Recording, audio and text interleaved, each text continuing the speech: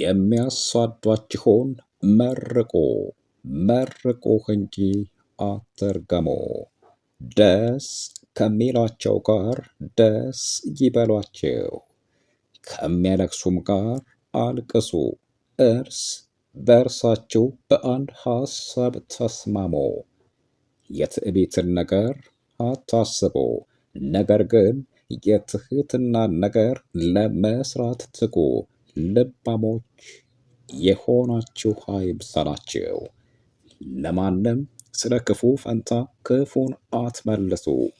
በሰው ሁሉ ፊት መልካም የሆነውን አስቡ። ቢቻላችሁስ በእናንተ በኩል ከሰው ሁሉ ጋር በሰላም ኑሩ ይላል ሐዋርያው ቅዱስ ጳውሎስ። የጌታችን የመድኃኒታችን የኢየሱስ ክርስቶስ ሐዋርያና ርዕዱ ከሚሆን ከቅዱስ ጳውሎስ የተገኘች መልእክት ወደ ሮሜ ሰዎች ምዕራፍ 12 ከቁጥር 14 እስከ 17። ጥሩ ነገር ማድመጥ አእምሮን ያጎለምሳል። ለምሳሌ ከራዲዮን ቲዩብ። ይህ ከራዲዮን ነው።